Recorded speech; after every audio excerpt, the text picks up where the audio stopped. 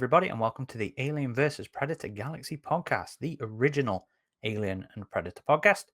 This is episode 227, and I'm regular host Aaron Percival, aka Corporal Hicks. And joining me in spirit, if not in body, right now is my fellow Colonial Marine on the run, Adam Zeller, aka RidgeTop. He's unfortunately contracted something when we were down on Caster's Cradle. So he's unable to take part in this intro today, but he is involved in the actual bulk of the episode. And that is in celebration of the release of the Evolved edition of Alien Rogue Incursion. Adam and I spent some time talking to some of the developers of Alien Rogue Incursion. We are joined in this episode today by Eugene Elkin, the game's director, and by TQ Jefferson, who was the chief product officer over at Survios.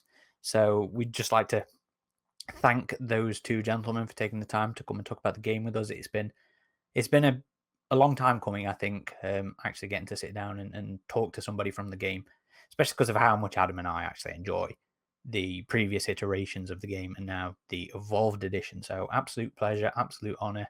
And without further ado, I shall shut up and let us listen to the Survios guys.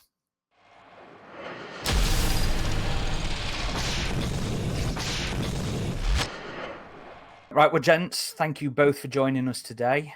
Before we do start nerding out about things wrapped around our faces, not just facehuggers, we have a tradition on the podcast when we're joined by new guests, and that is always to ask about the first time they encountered our favorite acid-blooded extraterrestrial nightmares.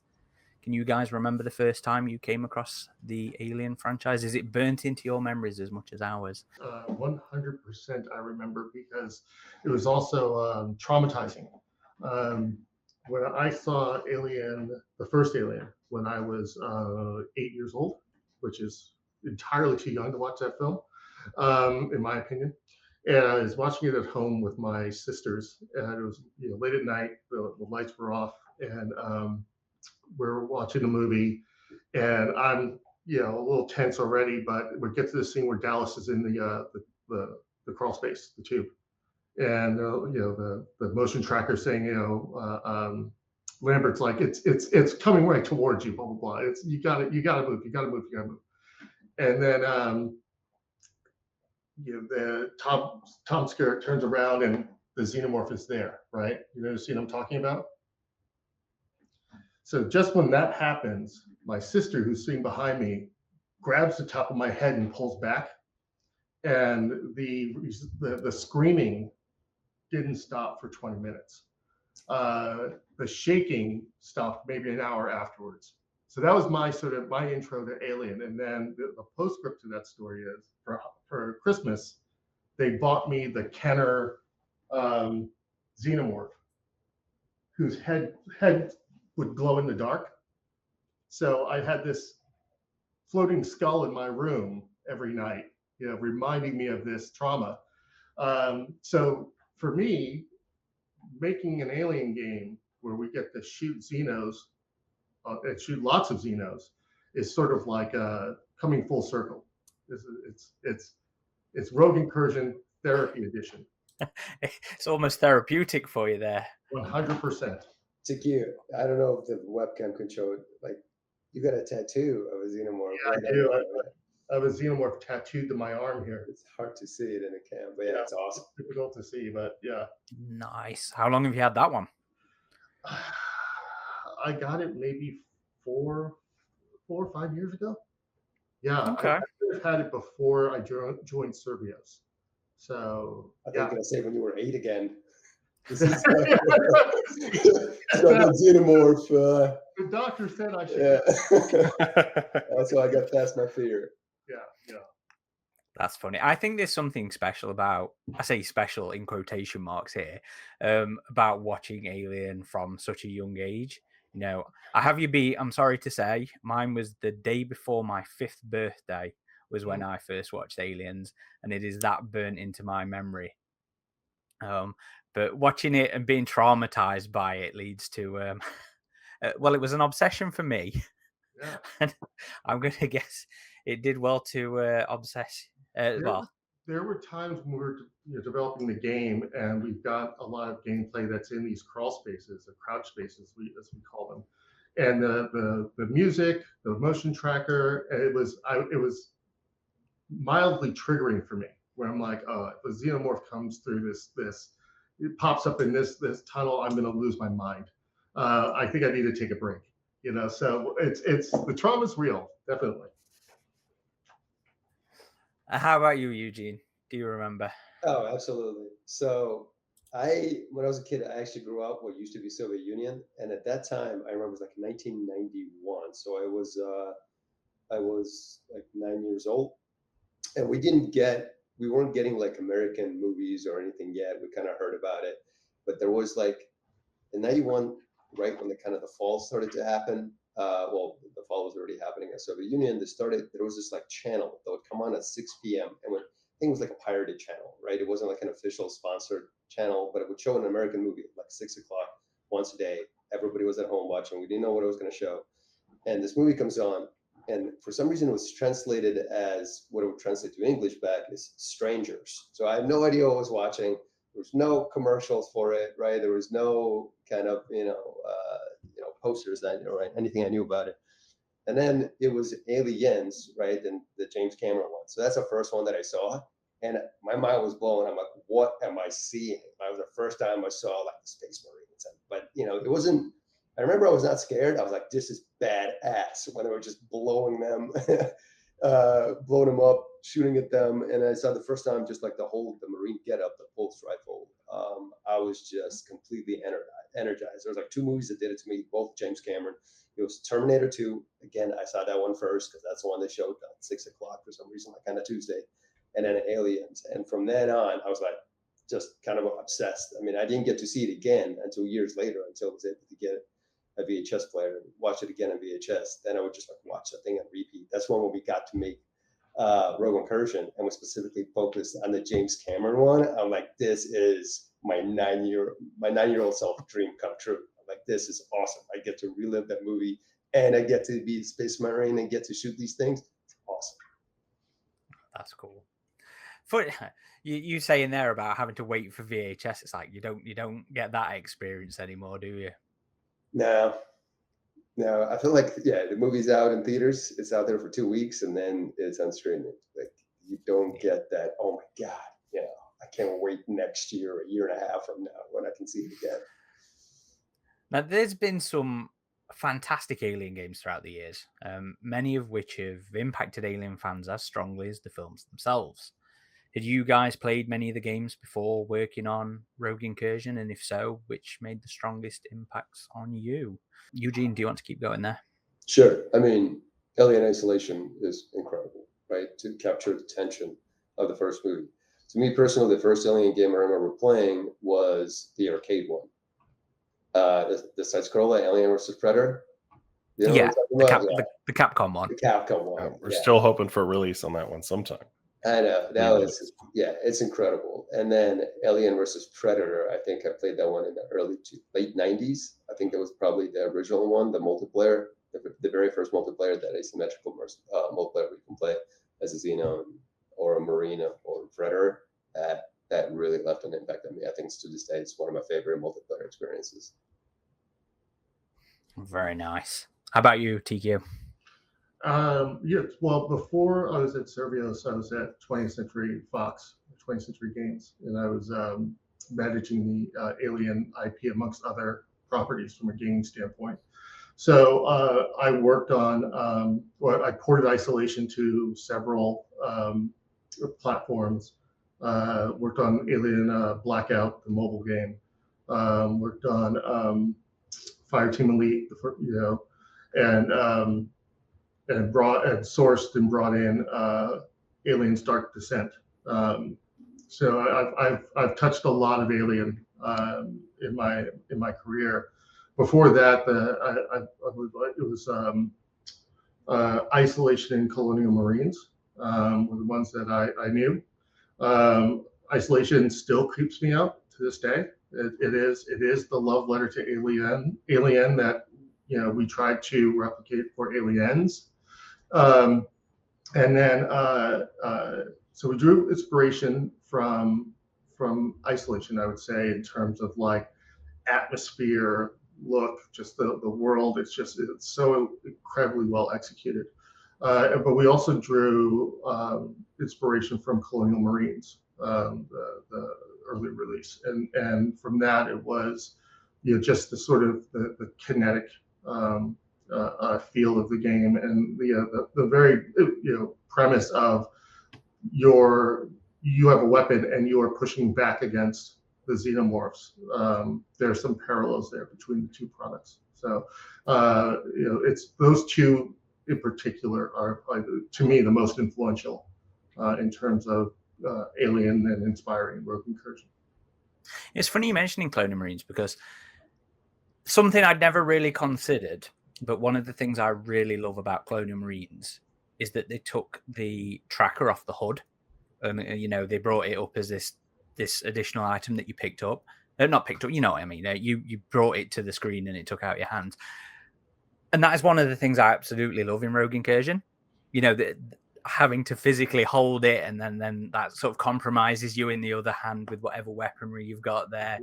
Because I thought it doesn't quite hit in Colonial Marines in terms of the tension, but when you're in Rogue Incursion, and you do have this tracker, it is bleeping down, and your ability to shoot is so compromised having to hold it, that it is such a good tension tool in the game. And I didn't connect the two in my mind there, so that's a good point. Yeah. One of the things that we set out to do was, again, just make the most immersive experience possible and make it feel like you've been dropped into the boots of a Colonial Marine in the Alien film universe. And some of the moment-to-moment decision making that has to happen in order to progress through the world are really they're amplified in VR for sure, but they're also a key consideration in bringing the game over to PC and console. How do we preserve that experience? That tension and dread is partly because you are making those decisions of like, okay, when do I put this away? When do I pick this thing up? When do I use my plasma torch? And how quickly can I get to my pulse rifle or my revolver or my shotgun if there's danger? So all those things are part of that experience. And Gene and the team did such an amazing job of realizing that in both platforms. You touched on really two important key factors there. One is keep things diegetic in order to raise immersion, and it's taking it off the HUD. Take as much things away from the HUD as possible and keep it in the world, because then it's much more immersive that way, right? Unless there's a gameplay explanation. If you've got a HUD display that's on your eye, and like, okay, there's some extra information, maybe a smart gun or something like that. But everything else, like the motion tracker, right? It's keep that in a world, and it is disempowering, which is the other factor you touched upon. And we did that multiple times in the game, whether you're carrying Davis's head or a hard drive or a fuel rod. And yes, you could have just picked it up and it goes into your invisible inventory and you continue on gameplay as before. But because you have a decision to make, okay, what do I do? Do I carry it? Where do I place it? I better not forget it over there. I got to drop it. I'm going to handle my business. Or you can choose to, maybe I should have a pistol out because I can have something in one hand and a pistol in the other. There's all these choices you have to do as you're playing, and this keeps you grounded inside the game world rather than taking it out through abstractions such as, it's magic. It's in your inventory. Yeah, it's absolutely. One of the things I thought Rogue Incursion just managed so well was the tension and the horror elements. I think sometimes when people think of Aliens or Aliens games based on the second film, they think more to action, but Aliens was really kind of a genre bender, just like Predator. While yes, it had more action than the first, it still had the horror elements and the tension. And games like your game or Tindalos's Aliens Dark Descent, I think really nailed that feel from the second film. So next, this is a question for TQ. If I'm not mistaken, you mentioned you were at the 20th Century Games before. I think it was Fox Next back then, right? Back when that was the thing. So I was wondering if you had any involvement with the excellent attraction Alien Descent, which was by Pure Imagination Studios. Oh, that was the one that was in Orange County, I believe? Yeah. That was already stood up, I believe, before I got to Fox Next.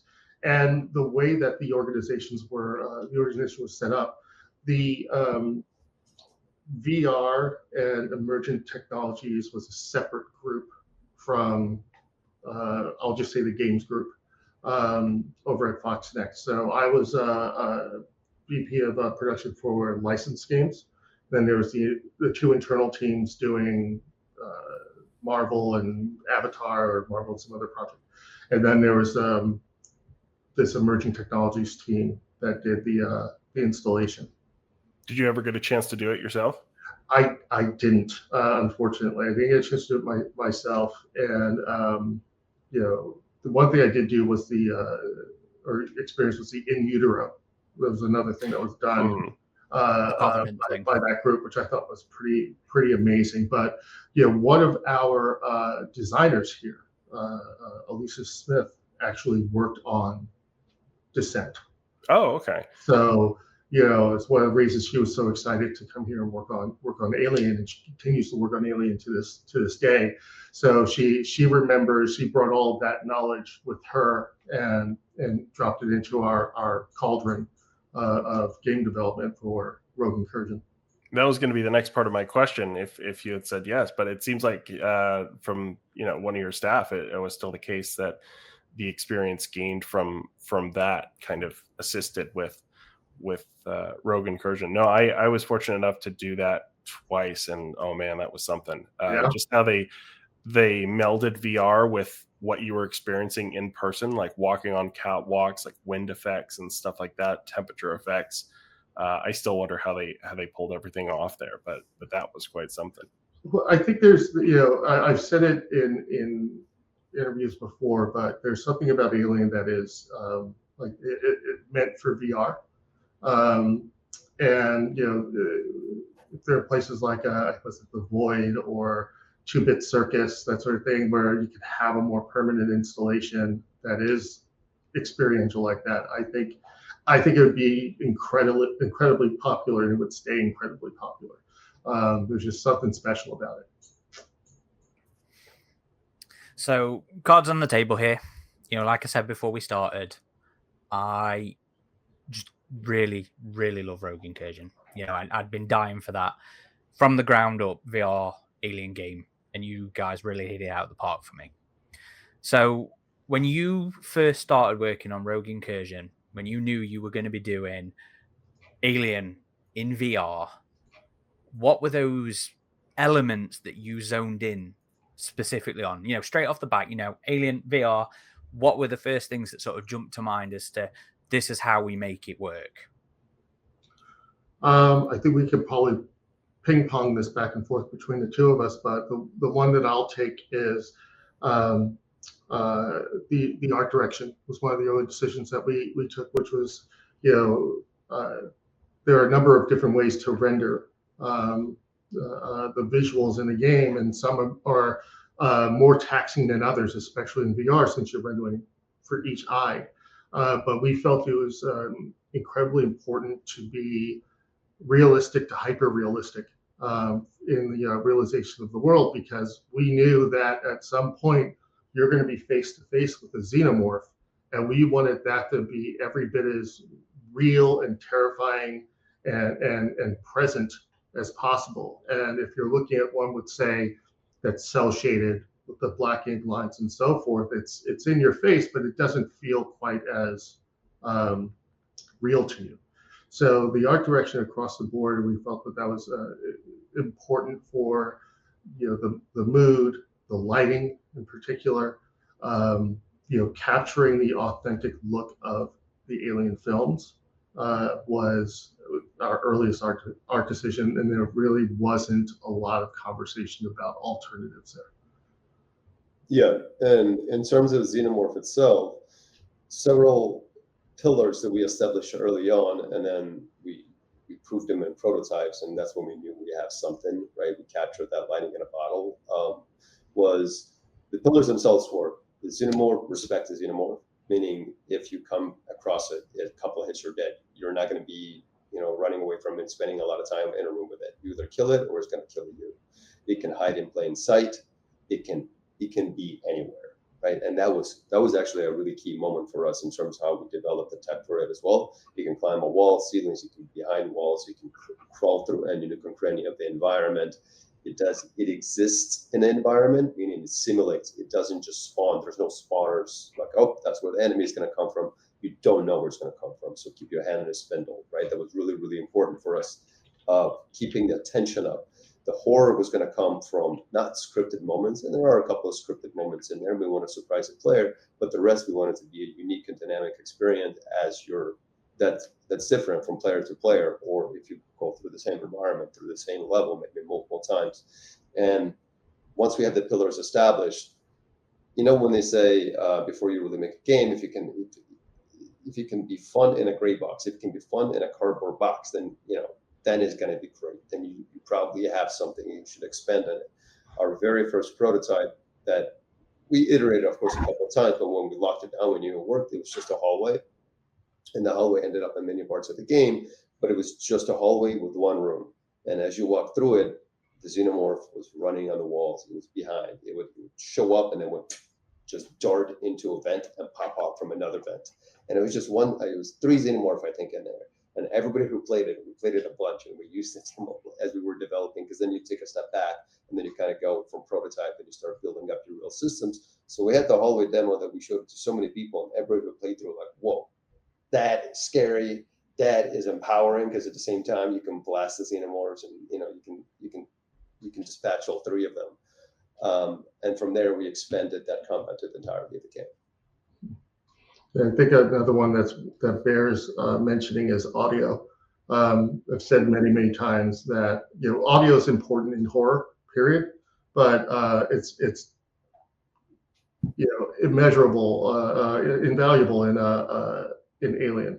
And I've often said that the sound is the second most important thing after the Xenomorph in Alien. So we had to create a world where the audio was playing an active role in creating tension, creating paranoia, getting you to think that there was a Xenomorph over there. Maybe it was over there. Maybe it was right behind you, and to keep your head on a swivel and keep people anxious and guessing.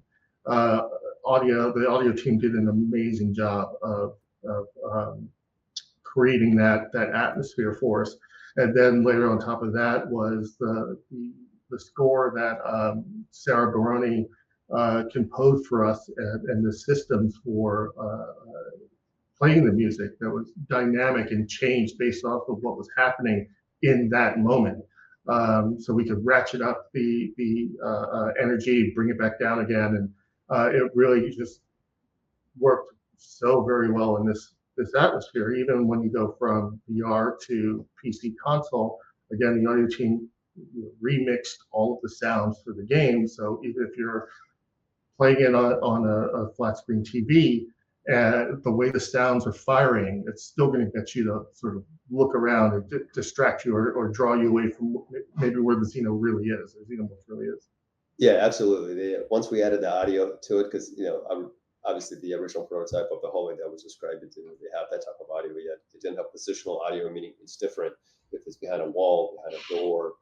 There's real physicality to the audio that reverberates correctly depending on the environment, and that's really key, because the Xenomorphs do travel sometimes pretty far away to get to you when they hear when you ring the dinner bell, when you shoot the gun, or you're being clumsy, and hearing them, because you might not see them, and realistically you won't see them until the very end because they're behind the walls or the ceilings or in the vents, and hearing that muffled and just getting louder and louder and louder, it's anxiety inducing.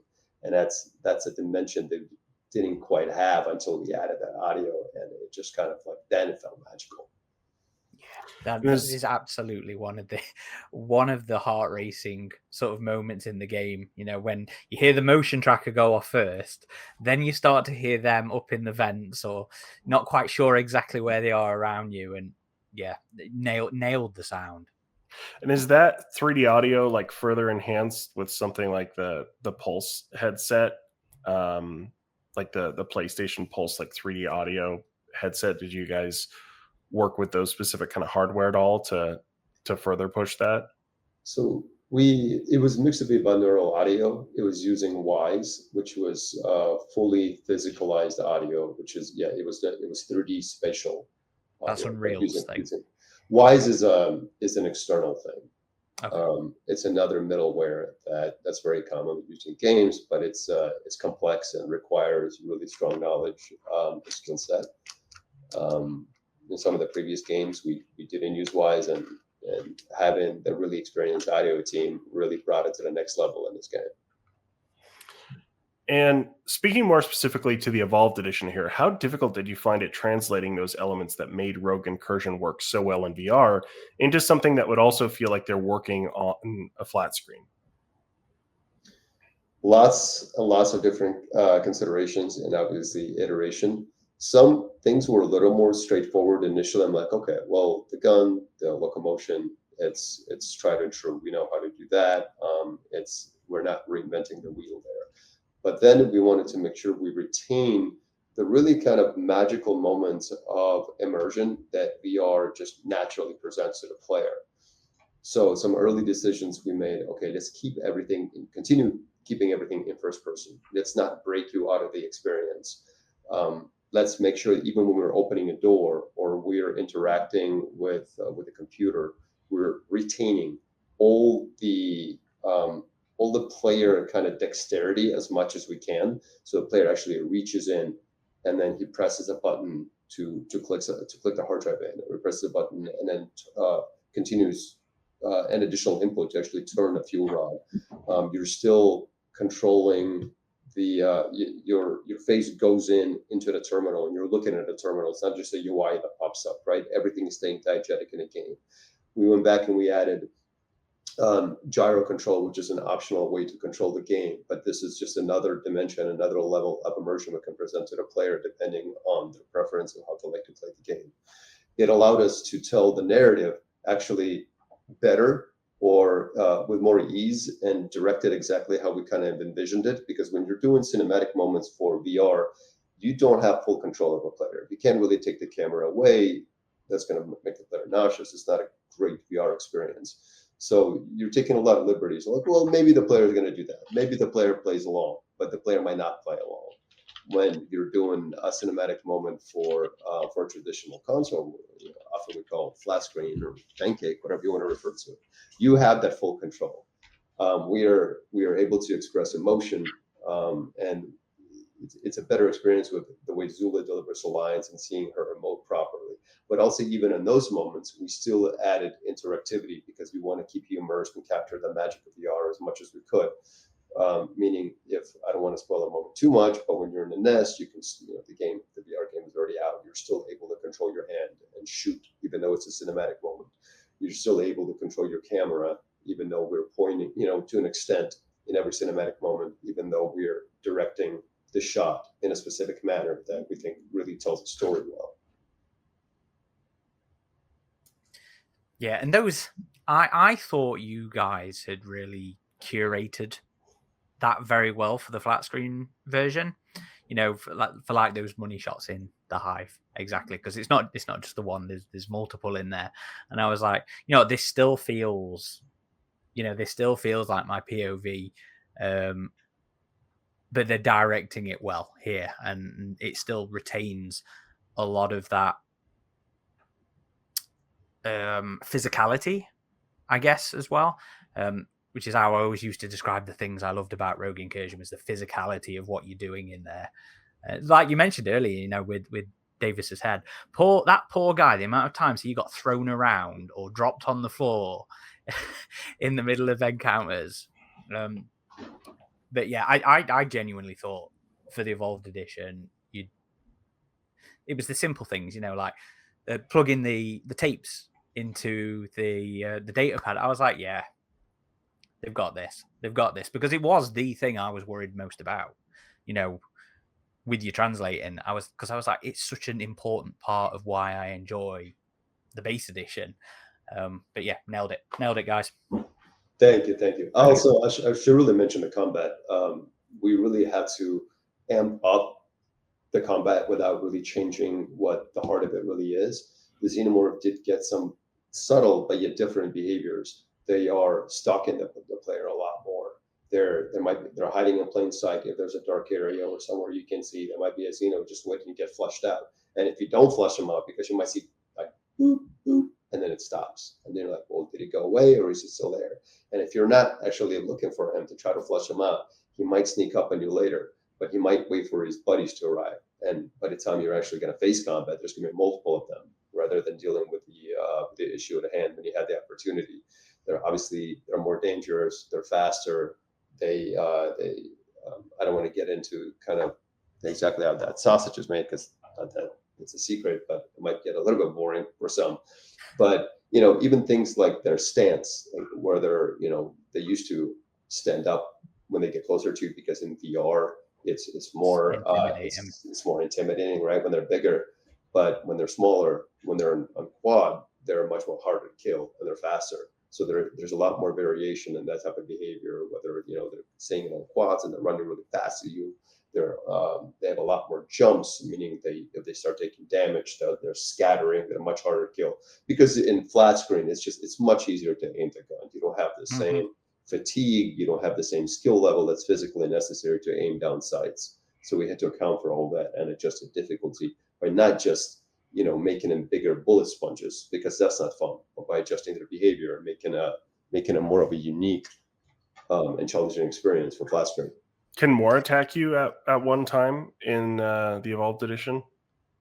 There's a chance there could be more, but we really didn't come down to the numbers. It's just more of their behaviors that made it more difficult. Yeah, it's more like how many happen to be in the world at that particular time, and if they make it over to you before you kill the other ones. But you can feel ganged up on it at times, but it's always should be manageable. Yeah, it's that some of the behavior when they're stalking, if you're not flushing them out, right, they might just wait until the reinforcement arrives. And as TQ said, more exists in the environment, but not necessarily more.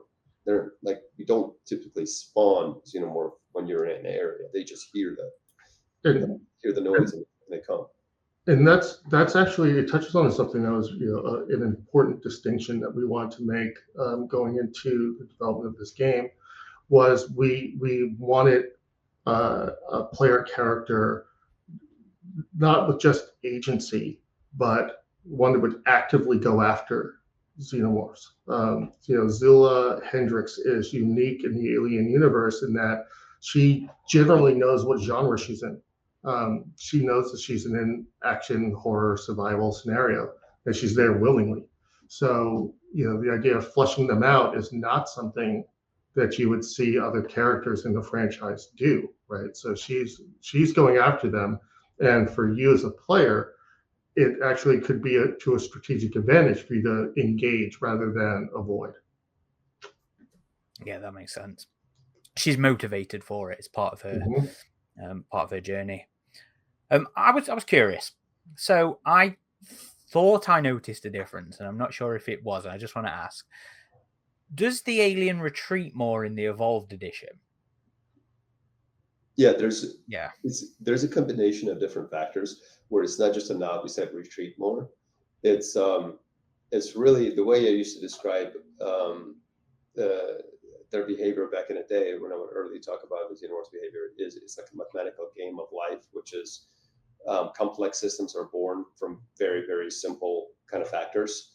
And there's factors like, hey, if you're taking damage, if there's a place that you can jump to and get away from the fire, and especially specifically to switching a surface, do it. If there's, it also depends on how many Xenomorphs around you, how much they spread out to flank you, and because of that, is there a chance for you to jump off? So all these, and there's many different knobs, and as we retuned it for the game, one of their the end outcome is they don't necessarily retreat, but they're trying to get away from fire, find an alternative path to you to have a better attack angle. So it also makes them obviously a harder target to hit. So it's absolutely something you would notice. Okay, cool. I thought it was because sometimes they sort of like trick me. I think I'm done killing them and I switch to a different target, and then the bug retreats and comes at me from a different side. I was like, I'm sure that's new for this version, and I very much enjoyed it.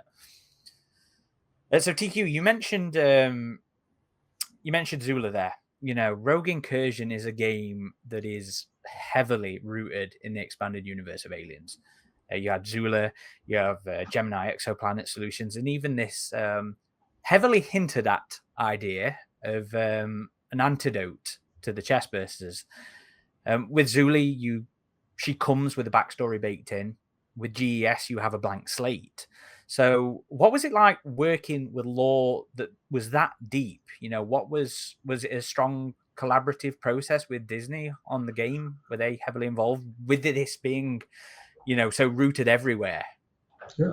Well, the 20th Century Games team is, they're constant partners throughout. It's really just a great collaboration. So we talk every week, we talk multiple times a week about a variety of things, and it's not a matter of really gatekeeping. It's on their part. It's really just making sure that we succeed, because our success is theirs. But one of the things that Zula became sort of the first character that we thought of, period, full stop, for the game, because of that deep lore, because of her background. Like she is, by default, if not desire, the preeminent xenomorph hunter in the alien universe, right? She's the only one that does it. So having her sort of pre-baked allowed us to focus more on developing the story and building out the facility and building out GES and what they're doing. Having Davis with her also gave us the sort of the guy in your ear, right? There are probably easier ways we could have, and less graphic ways we could have dispatched with Davis to just make him the guy on the tablet. But I think it was Eugene that was like, I want to rip his head off. It's like, okay, can we do that? Yeah. It was, and Disney's like, yeah. The 20th Century was like, yeah, knock yourselves out. That sounds awesome. So again, it was just really, really great. And then when we had the face hugger moment with Zula, again, they were like, that's cool. We haven't seen someone do that in the game yet, or go for it, right? So it was great just getting that validation from them. And then additionally, we brought on Alex White, who was an author who's authored 2 alien novels, Cold Forge and Into Charybdis. And Alex brought just sort of a level of artistry to the script and the story, and knowledge of the IP, where they had the lore on lock. And so that it helped streamline things and allow us to focus on other parts of the game. So Zula was sort of ready-made for us, and that was fantastic. GES being a blank slate gave us the freedom to sort of fill that vessel with nearly anything that we wanted, without the sort of narrative obligations of using, say, Whale-Yutani. So we found a path where we can balance, what was already there with new, in a way that just really let us create a world that felt very, very, lived in, thought through, alive, and part of the universe. Yeah, I thought what happened with Davis was really fitting, because in so many other stories he's in, he goes from like one body to another or into a device or something. So it really just kind of played into that. But what were you going to say, Eugene? No, I was just going to give props to Disney there in terms of what TQ touched. They were just kind of cool. Like, we bring them an idea, and it was never a shutdown. Like, well, let's just find an explanation for this, or and you guys are good. But I was just kind of, as much as I wanted the Davis ripping off the head, and the fact that I knew how gross it was going to be with a face hugger on your face, especially in VR. And we've got, even internally, we were just like, is that too much? Is Disney going to be okay with this? And they're like, no, it's great, let's go. And I absolutely love that moment. It's funny because it speaks to as well how the experience, the way you're experiencing things, can affect you. So, as a funny aside here, TQ, you just mentioned Alex. I had the pleasure of doing a little bit of consulty stuff on their last novel, Into Charybdis. One of the things I said very early on was, for the love of God, please do not make a synthetic lose their head in this story, because it happens so frequently in the comics, in the books, in the films. And as it was getting to that moment in Rogue Incursion, I sort of chuckled at myself, knowing this little joke between me and Alex. But then I was like, but this is an entirely different experience. You know, these aren't words on a page.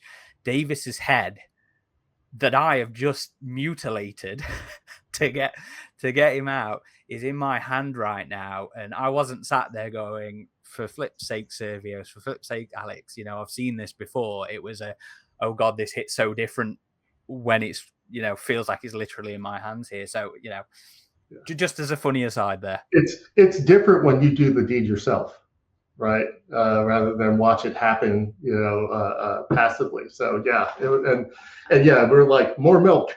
More milk needs to shoot out of his neck when you're doing this, right? Like, you can't have too much. And it's often said that it takes a while for a game to feel like it's come together cohesively, and there is a moment where it just all works. What was the moment for Rogue Incursion? Was it that early prototype demo you mentioned, Eugene, or was there a time a bit later where you're like, yeah, we got this? There's definitely multiple stages depending on which features kind of you want to focus on. So I think from the combat, it's that early demo. I think we've locked in what the combat is, and now we just want more of it. As far as the entire experience, there was definitely multiple marks in it, because they weren't necessarily developed sequentially, but we knew that there's going to be certain beats that we wanted to nail. And the first time we played through the nest with a face on, right? The first time we played, and when I say the first time, and each one has many iterations, because sometimes like, yeah, that's cool, it's cool, and then you go through a couple of iterations and you modify the animation, and you add the audio and add the VFX, and you adjust the feel of you know, how much force you need to actually yank the head off. Because even with Davis, you know, first yanking the head off, at first we're like, we touched it and you disconnect it, and that wasn't really cool. I'm like, can we make that neck stretch and then rip, and then a bunch of milk comes out? So everything is an iterative process in games, but each one of the moments had, yes, this is awesome. And you don't really, it's not until beta, until all these pieces are present at the same time, and you get to run through the whole game, and you're like, this is sweet. Well, and also, and you know, we don't make a secret of it. We were developing the game for a while, and we made a tough choice at one point to sort of start over, in a sense, or go in a new direction. And it's because we had proven out a few things, right? But at the core of the game, it was you and a weapon and fighting xenomorphs. And the xenomorphs had to feel authentic. It had to feel kinetic and fun and interesting. And you know, the prototype video that Eugene was referencing, we call it the clever girl animatic, and it was inspired by the clever girl moment in Jurassic Park, like the idea that you're hunting and then they flip the script on you, and all of a sudden you're in a fight. We saw that video, that animatic, and it's like that's make this playable. And once that was playable, we had the hallway, like Eugene was saying, you know, that was the core, the hub of everything else, and like that, and that was now solid and realized, and that allowed us to build on top and around it. If you don't have that core, the rest of it will collapse. And we had a lot of the pieces beforehand. We didn't have that core, but once that dropped into place, it really just took off. It started to feel like a game. So, one of the common questions that we always see asked about the game, and it came up again when we said we're going to be talking to some of the guys from Survios. Is there anything you want us to ask about? And it's always that damn pulse rifle grenade launcher. So we were kind of curious. Did you guys give that a go and it just didn't work, or was that always something that was always out of the window from the start?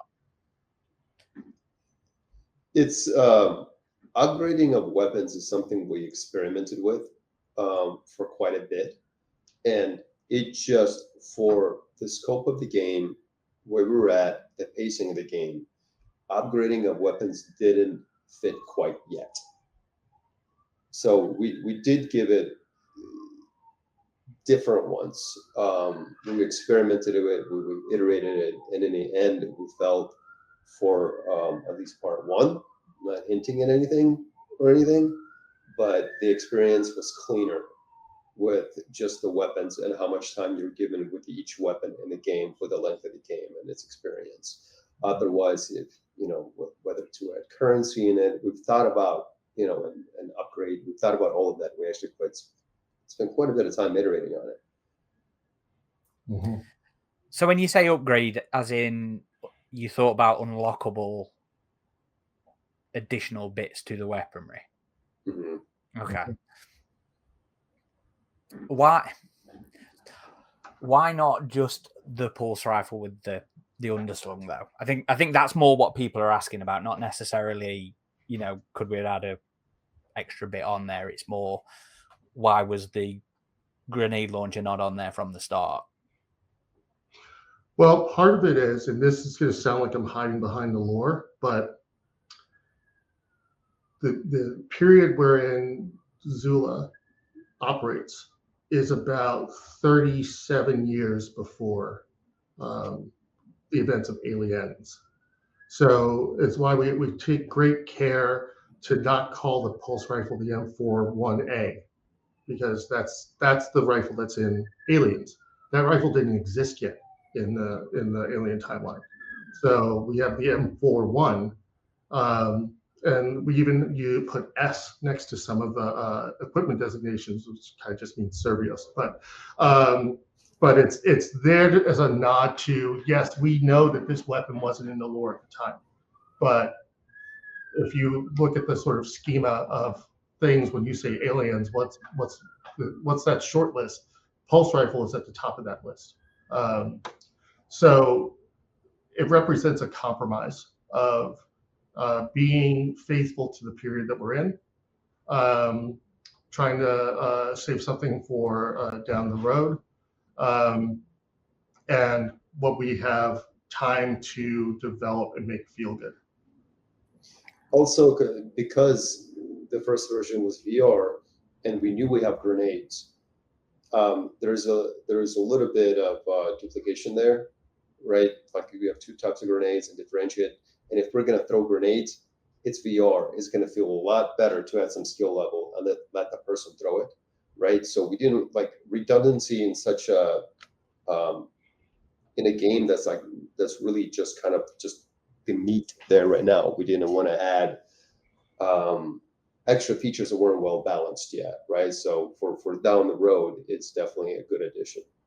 And I did love how the grenades worked in the game, that you could see these like holographic detection circles. So if you were getting ready to like defend against a horde, you would just place them everywhere. Or if there were still some left, you would walk up to them and disarm them. I thought that was just a really well implemented feature there. Well, it's not just that bit as well, but again, to praise the tactility of the game, the physicality of the game, even just the act of having to pull the plunger as well as throw it. I was like, yeah, guys, you know what you're doing. This is good stuff.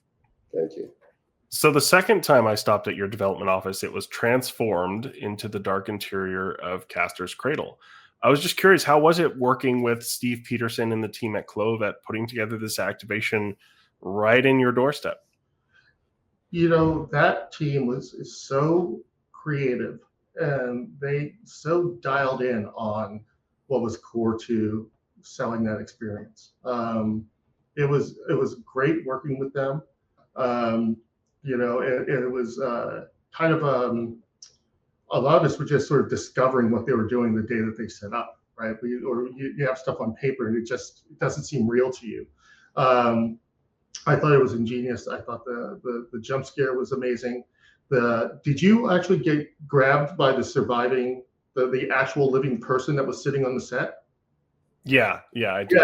Yeah, who thinks of that? It was amazing. Like, and that poor brave person just sitting there and smoke all day, grabbing on cue. Yeah, it was a great collaboration. It was the second one we did with them, and they're just awesome. Yeah, it was just, again, can't give you enough praise for that. That was such a fun little experience. So really appreciate you having me out for that one. There was another reporter influencer that was there, and she had just gone through the thing, and we're in that sort of gathering area where like the food was and all of that, and we had audio piping through of face hunters scuttling through the pipework, and she was still kind of in the game if they're playing it in VR. And I'm watching her eyes dart around, and she's starting to freak out. I'm like, hey, are you okay? And she's like, yeah, like the audio in this room is really good. I'm like, yeah, you should have some water. Just like you need to come back to Earth right now. I thought you were going to say something about the cupcakes. Oh no, the cupcakes were terrible. Were you there, Adam? Did you try the cupcakes before? I don't think I had a cupcake. I think I had but there were all these little themed hors d'oeuvres and stuff. It was nuts. Like I had some of the noodles, and there was something else, but it was really good. We switched out the cupcakes once we found the problem. The food dye in it apparently was staining lips and teeth. Okay, I'm glad I missed that one. But the mixed drinks were pretty fun. This one poor woman ate a cupcake, and her teeth were black, her tongue was black, and it was a horror show. And she took it in stride. She was like, "What the hell is in those cupcakes?" We're like, "Okay, maybe we pull the cupcakes." Yeah. I thought you got her with the goo from Prometheus or something. But no, I mean, you even had a jump scare in the bathroom there. That whole thing was something else. Even that influencer still having that reaction after being in the game, that's got to be a huge compliment to you as well as Stephen Clove, because she's still in that world that you put her in. I'd seen it once before at a press event at New York Comic Con, where the people were playing the game. They played for about 40 minutes, and she sat down, and she was just still wide-eyed, and she was just wild-eyed, and we're like, "Are you okay?" And she's like, I'm sorry, I'm still stuck in that space. That's how I sort of knew to look for it. So yeah, whenever you see, I mean, sure, it's horrible if they're feeling uncomfortable or whatever, but you're also like, this is great, we're doing something right. And one more just quick story is we were playtesting the game. Eugene knows where I'm going with this. We were playtesting the game, and we had this person come in, and he starts the game up. He gets to the first Xenomorph appearance, and it leapt at him, and he just pulled the headset off. He was like, "Nope, I'm not doing this." And he went away for 10 minutes, pumped himself back up, came back, put it on, got to the same Xenomorph again, and left. He got, I think, one shot off, and he pulled the headset off again and said, "F this. I can't do this." And he walked out after 10 minutes. And I'm like, that's all I've ever wanted. Then you went around the office high-fiving people. I high-fived everybody on that. That was my favorite part. I mean, even someone like me, I feel like I've been pretty desensitized to horror games. There's something about just VR that brings that back a little bit, where you really do feel more vulnerable in that space. Mm-hmm. So I was wondering, is there anything you can speak to here? Any other elements that had maybe been planned for Rogue Incursion but had to be dropped that you wish could have been in the final game? We did see some concept art, like this fungal exoflora concept or a flamethrower. Were those at one point planned, or were you like, maybe we save that for later? Yeah, well, the fungal exoflora was something we were exploring as an additional sort of element in there. And then when we really got to trying to tell a tight, coherent story. It was just it was an element that required a lot of setup, a lot of explaining, a lot of, just time to get, people's heads around. And we just felt that we already have a lot that we're doing, that people are taking in the world. They're dealing with the xenomorphs, they're dealing with just to lay out the atmosphere and everything like that. The sort of cognitive load of then adding in this completely new element that we are on the hook to really explain fully. It was going to take up, I think, just too much real estate.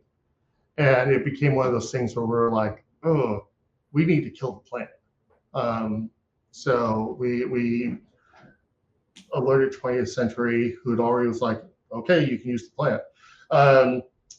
We cut the plant, and the story got so much just tighter and more digestible and focused.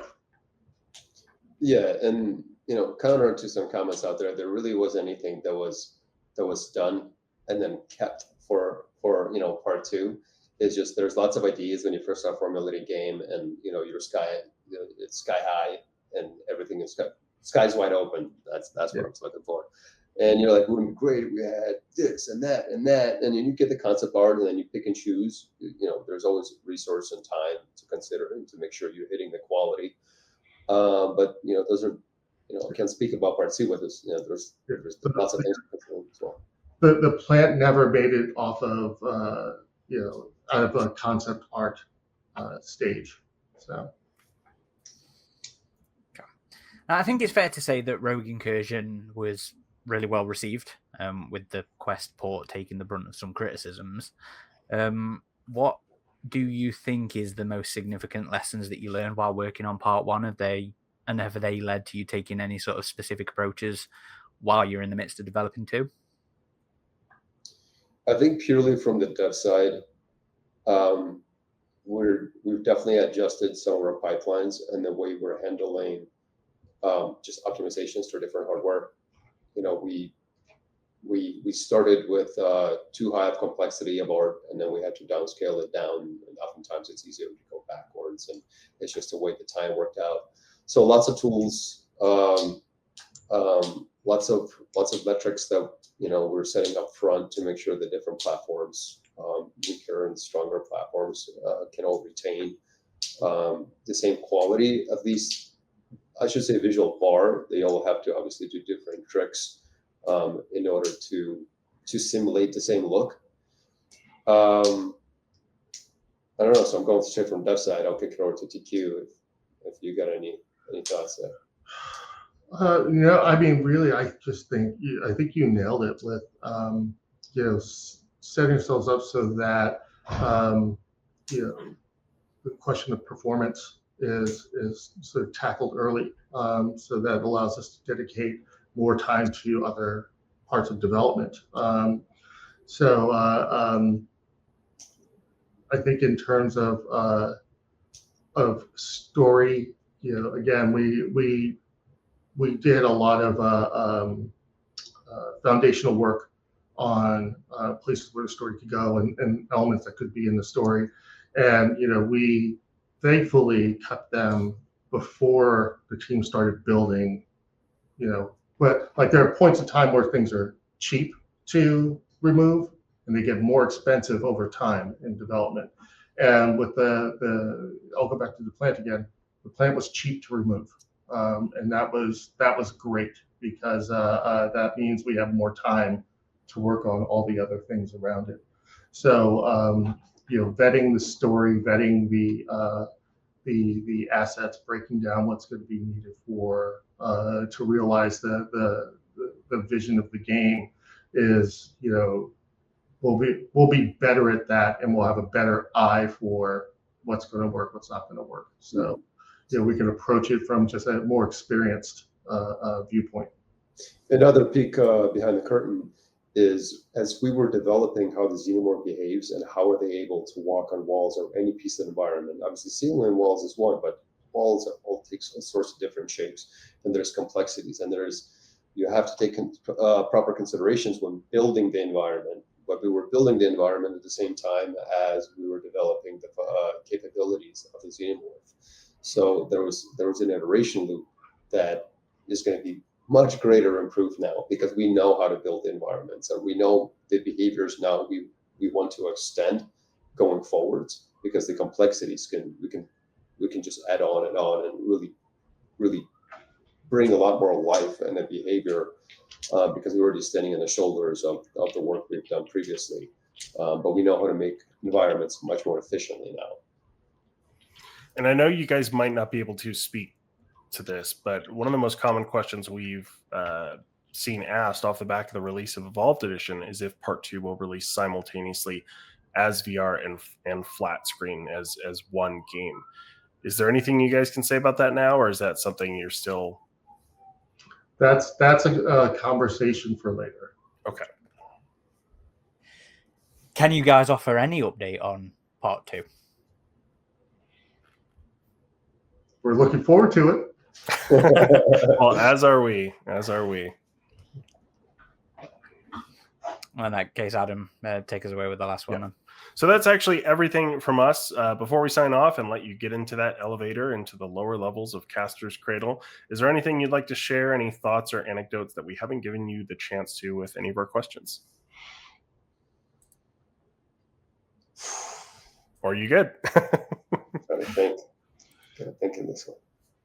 Well, it's just something I've said before, so I'm sorry if it seems like I'm repeating myself, but it's that, we released the game and we look at a lot of the comments, and that's how we sort of map out or prioritize what we're updating and or not updating, and because of scope or time or whatever.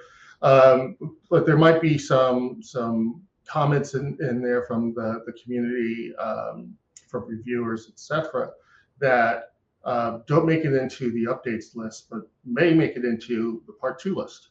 So we try to listen to people's comments. We try to see what they're asking for, and see if it fits into our plans already. So if you're not seeing it here, maybe it's showing up later. That's the only thing I can say. And we love feedback. I mean, we read it all. It is very useful to us. I mean, obviously you have to filter through, because people's feedback can be where's my multiplier? It takes 2 clicks to add a multiplier, and you guys didn't do it, right? Sometimes it's a little bit unrealistic, but then people have very valid feedback sometimes. Hey, like, I'm experiencing this. Could this be better? And we're always listening. And we'd love to hear more. And that you're getting to do a Part 2 as well, I think is something of a treat for us and you. One of the things we've heard from when we spoke to like some of the old devs, from AVP Extinction, from Predator Concrete Jungle, from AVP 2, one of the things they say is it's a shame we get to finish the game and know what we're doing and then not get to use those skills to iterate and do more. But now that you're in this position, now that you're making us another game and you've learned these lessons specifically to Alien and to VR, is a nice opportunity for both of us, I think, is my point there. I'm glad you're getting, and I'm glad we're getting this opportunity. Yeah. So, thank you, gents. Very much appreciate you taking the time to come and speak to us today. We've just about made it for an hour's recording. Do you know how rare that is for us? So I'm very proud of us for that. And I appreciate you taking the time to come and talk to some alien nerds. It's genuinely appreciated. Thank you so much. It's been great. Gentlemen, always a pleasure.